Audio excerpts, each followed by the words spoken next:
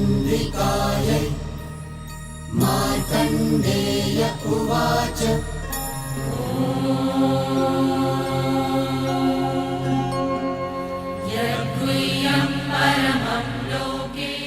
संसार की कई सभ्यताओं में देवी पूजन का प्रमाण मिलता है।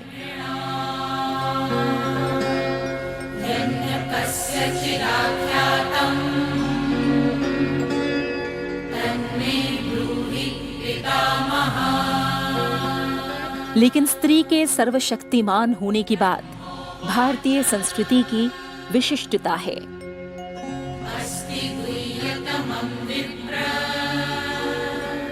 देश के अलग अलग हिस्सों में हुई खुदाई में देवी के महिषासुर मर्दिनी स्वरूप की अलग अलग कालखंड की प्रतिमाओं का मिलना इसका साक्ष्य है।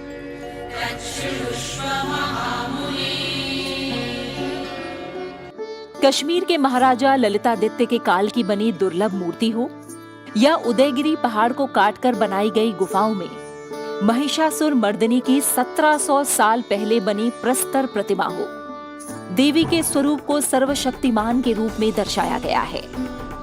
प्राचीनतम शास्त्रों में देवी के इसी शक्ति स्वरूप का वर्णन है। विशेषकर आदि ग्रंथ ऋग्वेद में देवी सूक्त में तो ऐसा ही है। ओम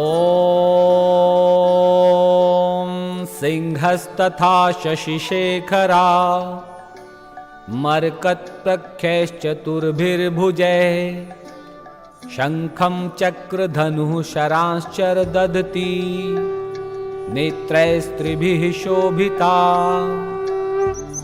माँ दुर्गा अर्थात शक्ति। मधुकैटभ विध्वंसी विधात्री वरदे नमः। डर दूर करके जीने की ताकत देने वाली शक्ति हमारे जीवन में साहस भरने का काम करती है। माँ दुर्गा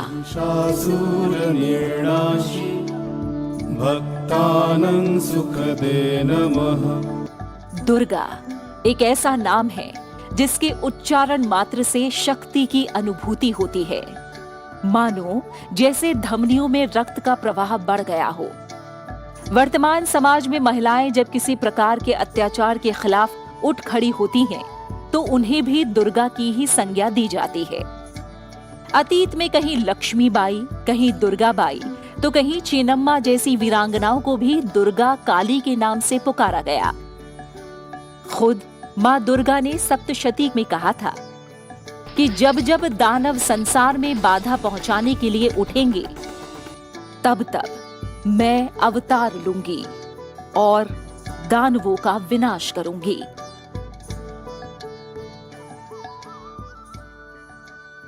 इत्थम यदा यदा बाधा दानवोत्था भविष्यति तदा तदावतीर्याहं करिष्यामि ऋसंक्षयम्। शक्ति के कई रूप हैं। वो शांत भी है, वो रौद्र भी है, वो मृदुभाषी है और वो रणचंडी भी है। दुर्गा कवच में शक्ति के 9 रूपों का वर्णन है। शरीर विज्ञान यानी एनाटॉमी की दृष्टि से देखें तो अलग अलग अंगों पर अलग अलग नाम और उसके अनुरूप गुण वाले दुर्गा के स्वरूपों के वास करने का वर्णन है। योगी श्यामाचरण लाहिड़ी महाशय ने साधकों के लिए मानव शरीर को दुर्ग कहा है।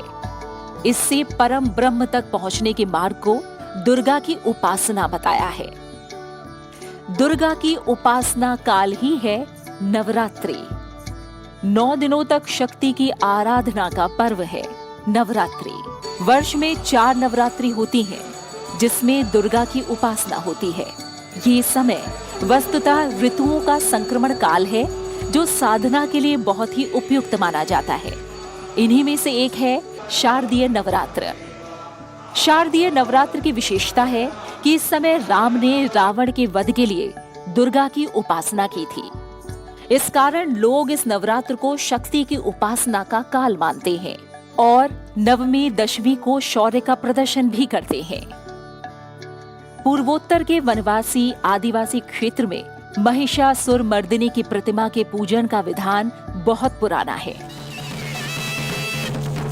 बंगाल, झारखंड, ओडिशा, छत्तीसगढ़ और मध्य प्रदेश में छऊ नृत्य में महिषासुर वध करते हुए दुर्गा के रूप की प्रस्तुति की जाती रही है। पूरब में बंगाल से लेकर पश्चिम में गुजरात तक, उत्तर में हिमालय की तराई से लेकर दक्षिण में त्रिशूर और मैसूरू तक महिषासुर मर्दिनी की प्रतिमा पूजा बड़े ही धूमधाम से मनाते हैं।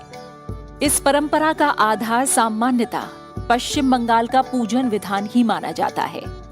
पश्चिम बंगाल में हर गली और चौराहे पर भव्य पंडाल के साथ प्रतिमा पूजन और विसर्जन की परंपरा है। दुर्गा का प्रतिमा पूजन यहाँ के लोगों में इतना रच बस गया है कि देश के किसी कोने में दुर्गा की पूजा हो रही हो तो प्रतिमा बनाने वाले कलाकार ज्यादातर बंगाल के ही होते हैं।